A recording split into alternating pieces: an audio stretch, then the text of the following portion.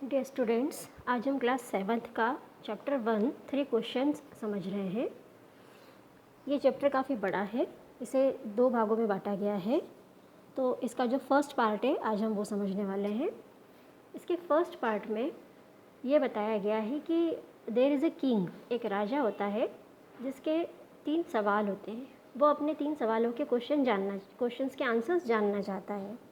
और वो ऐसा इसलिए करना चाहता है क्योंकि वो ये मानता है कि अगर मुझे अपने तीनों सवालों के जवाब मिल जाते हैं तो मैं सर्वश्रेष्ठ राजा बन जाऊंगा।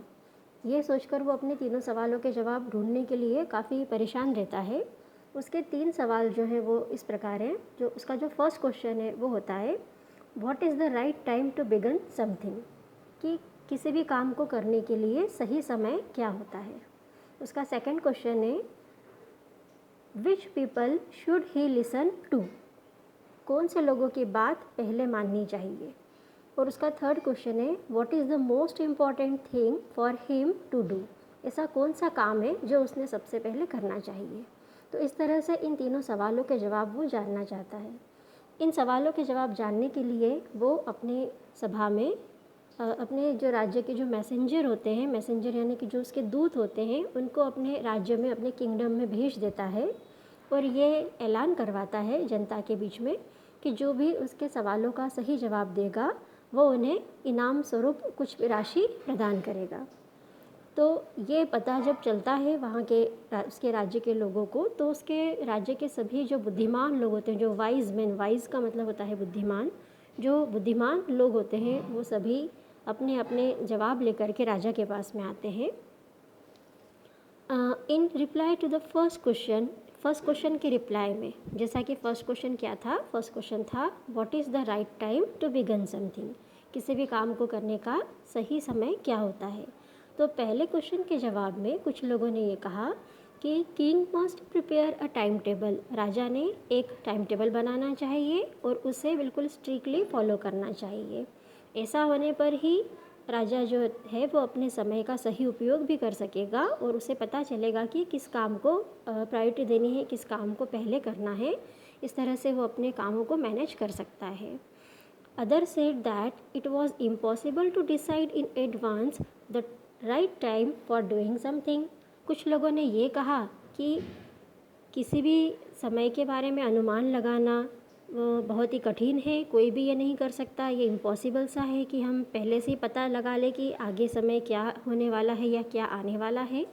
The king should notice all that was going on, king ने तो क्या करना चाहिए कि सभी चीज़ों के बारे में ध्यान देना चाहिए, अपने आसपास की सभी चीज़ों पर ध्यान देना चाहिए। अवॉइड फुलिश प्रेजर्स, उसे छोटी छोटी बातों को अवॉइड करना चाहिए, उन बातों पर ध्यान नहीं देना चाहिए। Always do whatever seem necessary at that time, और सिर्फ उन्हीं बातों पर ध्यान देना चाहिए जो कि उस समय उसे ज़रूरी लगती है। तो कुछ दूसरे लोगों का ये भी कहना रहा कि किंग ने क्या करना चाहिए, एक काउंसिल ऑफ वाइज मैन, जैसा कि मैंने पहले ही बताया कि बुद्धिमान लोग, तो किंग ने क्या करना चाहिए, बुद्धिमान लोगों की एक काउंसिल बनानी चाहिए, उनकी एक सभा बनानी चाहिए और उन्हीं से सलाह मशवरा करके, समय समय पर जो भी है उनसे सलाह मशवरा करके फिर कुछ डिसीजंस लेने चाहिए। तो क्योंकि एक जन के लिए, एक अकेले व्यक्ति के लिए ये पॉसिबल नहीं है कि वो कुछ भी प्रॉपरली बिल्कुल सही सही डिसाइड कर सके या डिक्लेयर कर सके। तो इस तरह से बहुत सारे लोगों ने अब उस सवाल के जवाब के बहुत सारे अलग अलग जवाब दिए। But then other said that there something which could be urgent, this things could not wait for the decision of the council. फिर कुछ लोगों ने यह भी कहा कि ऐसा भी हो सकता है कि कुछ इतने इम्पॉर्टेंट काम हों कि जिसके जवाब जो होते हैं वो खोजने में अगर काउंसिल ज़्यादा समय लगा दे तो इतना वेट भी नहीं किया जा सकता कि काउंसिल क्या डिसीजन देगा। तो उसके बजाय सही समय पर हमें जल्दी से डिसीजन लेकर के हमारे काम करने चाहिए।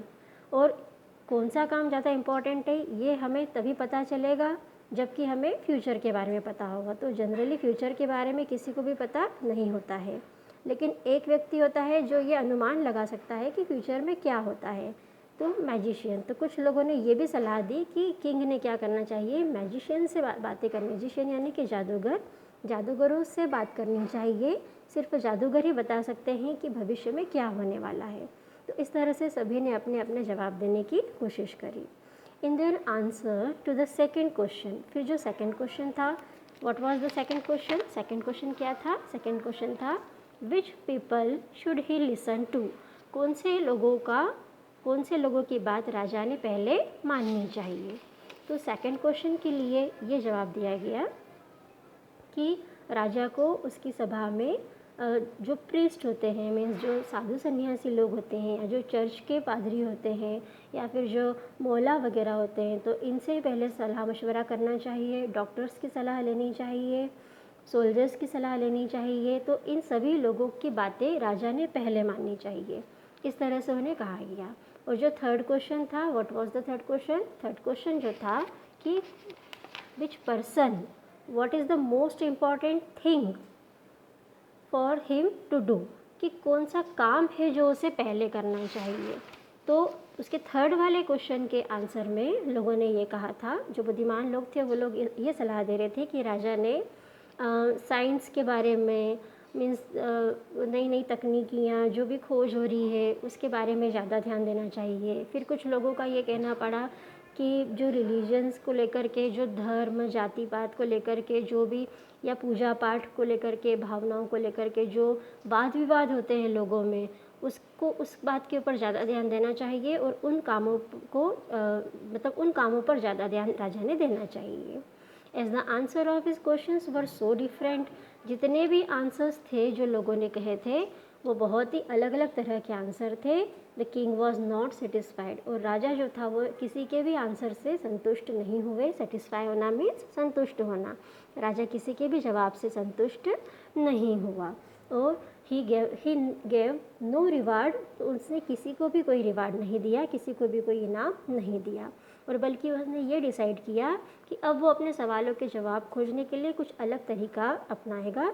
तो उसने ये डिसाइड किया कि उसे ऐसा लगता था कि हर्मिट जो होता है, हर्मिट मीन्स साधु सन्यासी टाइप से जो होते हैं, तो राजा ने सोचा कि उसे किसी हर्मिट के पास जाना चाहिए, क्योंकि हर्मिट एक ऐसा व्यक्ति है उसके हिसाब से जो कि बहुत ज़्यादा विजडम, मतलब एक वो बहुत ही कह सकते हैं कि ज्ञानी व्यक्ति होते हैं, बुद्धिमान लोग होते हैं, तो एक हर्मिट ही उसे उसके सवालों के सही जवाब दे सकता है। ऐसा सोच करके राजा ने डिसाइड किया। अब राजा ने ये डिसाइड किया तो फिर वो हर्मिट से मिलने के लिए जाने लगा। तो हर्मिट जो था वो उसके राज्य के बाहर जंगल के आसपास ही कहीं रहते था, गुफाओं में, झोपड़ियों में रहते थे। तो राजा ने डिसाइड किया कि वो हर्मिट से मिलने जाएगा। अब इस वाले पिक में आप देख सकते हो कि राजा जो है हर्मिट से मिलने के लिए आया है।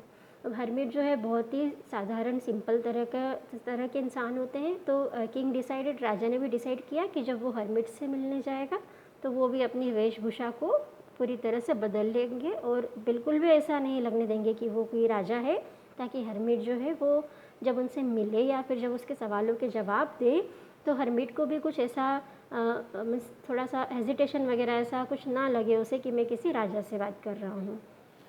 सो ही डिसाइडेड कि अब उसे हर्मिट से मिलने जाना है। किंग ने क्या किया कि अपने जितने भी बॉडीगार्ड थे जो भी उनके साथ में आए हुए थे सभी को बोला कि वो जो है वो थोड़ा सा दूर रहे, राजा के साथ में ना चलें, और अपने सारे बॉडीगार्ड्स को और जो भी हॉर्स वगैरह जो भी उनके साथ में थे सभी को वहीं पर छोड़ करके किंग जो था वो बिल्कुल अकेले उस हर्मिट की झोपड़ी की तरफ जाने लगा। अब जैसे ही हर्मिट जो है वो किंग जो है वो हर्मिट के झोपड़ी की तरफ आते हैं तो वो क्या देखते हैं कि हर्मिट जो है वो क्या कर रहे हैं, डिगिंग का मतलब होता है ग्राउंड में गड्ढे खोदना। हर्मिट जो थे वो क्या कर रहे थे, ग्राउंड में गड्ढे खोद रहे थे। अब ही ग्रेटेड द किंग, हर्मिट ने जो था वो देखा कि हाँ हमारी तरफ कोई आ रहा है, तो उसने ग्रीट किया उसको, एक हल्की सी स्माइल दे करके मिले उससे, और फिर बाद में एज इट इज़ जो थे वो अपना काम करने लग गए। हर्मिट जो थे वो बहुत ही वॉज ओल्ड एंड वीक, वो थोड़ा सा मतलब थोड़े बूढ़ा तरह का व्यक्ति था और बड़ा कमज़ोर भी दिखाई दे रहा था, और वो कंटिन्यू काम कर रहा था। और फिर काम करते करते जो था वो ब्रीथेड हैविली, मतलब जो उसकी सांसें जो थी वो भरने लगी थी और काफ़ी थकान सी उसे महसूस होने लगी थी। King went up to the hermit, king जो थे वो हर्मिट के पास गए और बोले कि हे वाइज हर्मिट, बुद्धिमान हर्मिट, में to ask you answers 3 questions, मेरे पास कुछ सवाल हैं, आप मेरे सवालों का जवाब दीजिए। How can I learn to do the right thing at the right time, मैं कैसे पता लगाऊं कि किसी भी काम को करने का सही समय क्या होता है।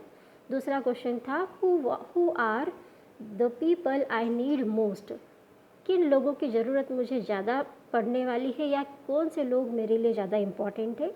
और थर्ड क्वेश्चन जो था and what affairs are the most important, कि कौन से काम होते हैं, कौन से मसले हैं जो मेरे लिए बहुत ज़्यादा ज़रूरी है, जिन पर मैं ज़्यादा ध्यान दूँ। Hermit listen to the king, hermit ने जो थी वो राजा की बात मानी लेकिन कोई भी जवाब नहीं दिया। ही वेंट ऑन डिगिंग, वो बस अपना काम करते रहे, गड्ढे खोदते रहे। You are tired said the king, फिर किंग ने कहा कि ऐसा लग रहा है कि आप थक गए हो, तो let me the spade, spade का मतलब होता है कि ये एक टूल होता है जो खुदाई के लिए काम में आता है। ये जैसे आप ये पिक्चर में देख सकते हो, ये जो है, ये जो टूल है इसको स्पेड कहा जाता है। तो इसी की हेल्प से हरमिट जो थे वो ग्राउंड में खुदाई कर रहे थे।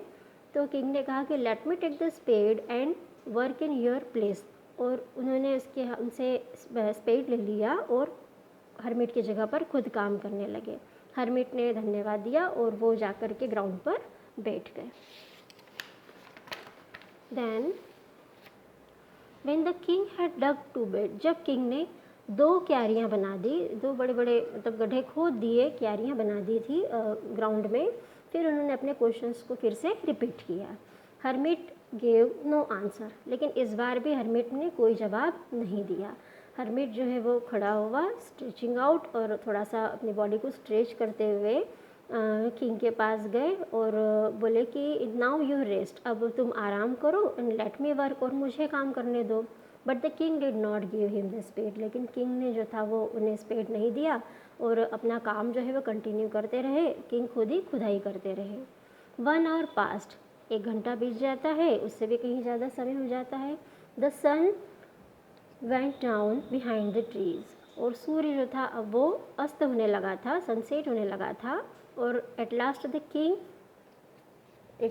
King stuck in spade into the ground and said, और आखिर में किंग ने क्या किया कि जो अपना स्पेड था उसे ग्राउंड में ठोका जोर से, उसे वहीं पर गाड़ दिया। और हरमिट के पास में आकर के बोलते हैं कि अगर आप मेरे सवालों के जवाब नहीं दे सकते हो तो मुझे बता दो ताकि मैं अपने घर वापस चला जाऊं। इस तरह से जब किंग ने कहा तो सडनली क्या होता है कि here comes someone running said the hermit, hermit उन्हें बोलता है कि ज़रा देखो ध्यान से, ऐसा लग रहा है कि कोई हमारी ओर दौड़ते हुए आ रहा है। तो ये था आपका फर्स्ट पार्ट। सेकंड पार्ट के लिए मस्ट वॉच सेकंड वीडियोस को ध्यान से देखें, चैप्टर को समझने की कोशिश करें ताकि ये आपको अच्छे से समझ में आ जाए। Thank you.